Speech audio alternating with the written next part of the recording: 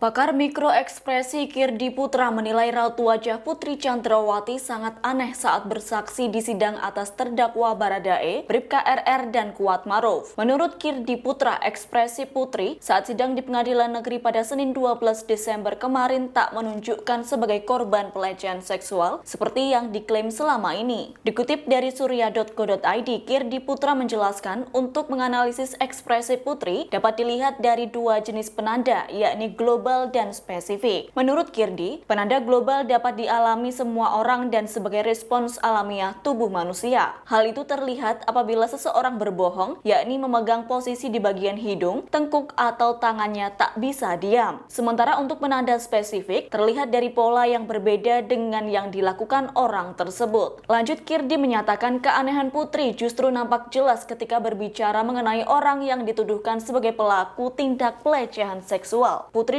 Chandrawati nampak tenang dan tak nampak emosi ketika memberikan keterangan kasus tersebut. Meski kejadian sudah berlangsung selama 5 bulan, menurut Kirdi itu bukan jaminan trauma seseorang bisa hilang. Selanjutnya, keanehan Putri Chandrawati juga terlihat dari ekspresi wajahnya. Hal itu terlihat saat hakim sidang menanyakan terkait apakah kepala rumah tangga atau ajudan jenderal merupakan fasilitas dari negara. Lantas, ekspresi wajah Putri menunjukkan keanehan, yakni terlihat ada tarikan di bibirnya. Menurut Kirdi, Putri kala itu menunjukkan ketegangan, takut, serta nervous. Kirdi menuturkan ada sesuatu yang disembunyikan lantaran kala itu Putri menjawab tak mengetahui. Terkait jawaban diam, lupa, dan tidak tahu yang kerap diungkapkan Putri, pakar ekspresi itu menyatakan jawaban tersebut ialah jawaban standar. Menurut Kirdi, jawaban standar itu sering diucapkan sejumlah orang untuk menyembunyikan sebuah fakta.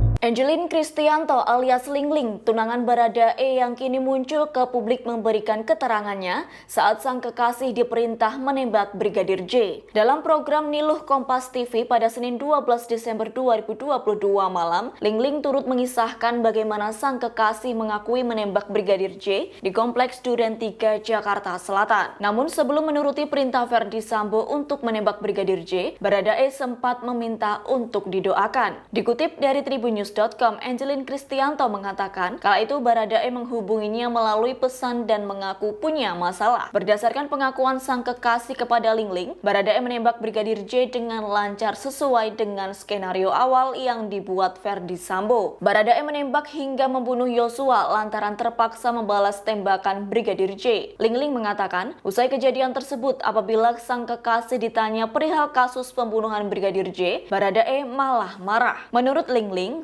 sebelum ke penyidik, awalnya pengakuan secara lisan tersebut disampaikan Baradae kepada orang tua, keluarga, dan dirinya. Usai pengakuan tersebut, Baradae sempat menyatakan bahwa mereka berdua akan batal menikah. Selanjutnya, Lingling mengisahkan pengakuan Baradae, yakni dengan nada rendah dan menahan tangis, Baradae memohon maaf atas apa yang telah dilakukannya. Permintaan maaf tersebut Baradae sampaikan berulang kali. Lantas, Lingling memberi saran kepada Baradae agar bersikap jujur atas apa yang telah terjadi. Apabila Baradae bersikap jujur, Lingling akan turut memberi dukungan dan selalu ada.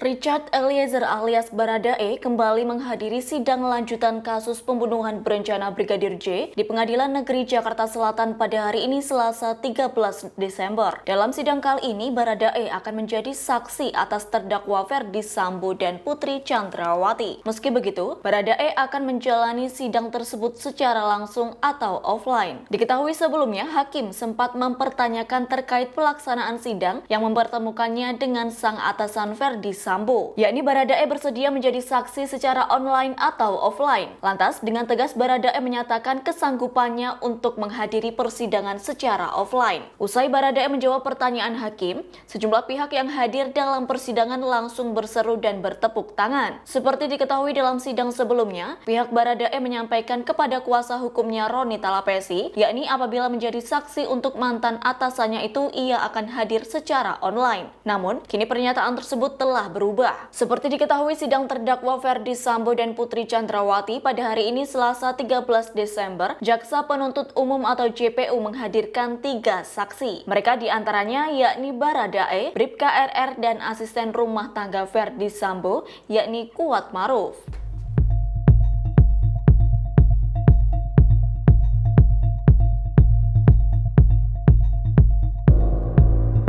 Di balik keberanian Baradae dalam mengungkap skenario Ferdy Sambo dalam pembunuhan berencana Brigadir J, rupanya ada sosok yang memberi dukungan. Diketahui sosok tersebut tak hanya orang tua Baradae, namun juga tunangannya, yakni Angelin Kristianto alias Lingling. Kala itu Lingling menyatakan janji setianya apabila Baradae berani mengungkap kebenaran kasus tersebut. Mendengar janji Lingling, kini Baradae berani berkata jujur, serta mengungkap kejadian pembunuhan berencana Brigadir J yang sebenarnya, dan ia turut menjadi justice kolaborator, yakni bekerja sama dengan pihak penegak hukum untuk mengungkap kasus seterang-terangnya. Lantas, siapakah sosok Lingling yang mampu membuat Baradae berani mengungkap kasus kematian Brigadir J? Angelin Kristianto alias Lingling merupakan tunangan Baradae yang kini tinggal dan bekerja di Jakarta. Dikutip dari tribunsumsel.com, kakak Lingling yakni Kelvin menyatakan, sang adik sebenarnya akan menikah bersama Baradae tahun depan. Namun, rencana pernikahan tersebut ditunda lantaran Baradae terlibat dalam kasus pembunuhan berencana Brigadir J. Meski Kelvin jarang berkomunikasi dengan Lingling, ia mengaku hubungannya dengan calon adik ipar cukup baik. Bahkan, menurut Kelvin, Lingling selalu memberi support Baradae yang kini tengah terlibat dalam kasus tersebut. Sosok Lingling sangat berperan penting dalam kehidupan Baradae. Bahkan ibu Baradae yakni Rineke Almapudihang sempat menghubungi Lingling untuk memastikan kabar sebenarnya atas kasus yang menimpa sang putra. Kemudian sosok Lingling juga terungkap dalam surat yang dikirimkan keluarga Baradae kepada Presiden Joko Widodo, Kapolri Jenderal Listio Sigit Prabowo, dan Mahfud MD. Inti dalam surat tersebut berisi tentang orang tua Baradae yang turut menyampaikan bela sungkawa kepada keluarga Brigadir J. Kemudian, keluarga Baradae merasa khawatir dan ketakutan atas kasus yang menimpa sang putra. Lantas, orang tua Baradae meminta keadilan dan perlindungan dari Presiden Jokowi, Kapolri, dan Menko Polhukam. Yakni orang tua Baradae berharap sejumlah tokoh yang disebutkan dalam surat dapat bertindak bijaksana. Lingling kini mengaku lega lantaran sang kekasih dapat bersikap jujur dalam perkara pembunuhan berencana Brigadir J. Meski Baradae berjuang sendiri lantaran terdakwa lainnya berpihak ke kubu Ferdy Sambo, Lingling tetap percaya Baradae akan selalu bersikap jujur.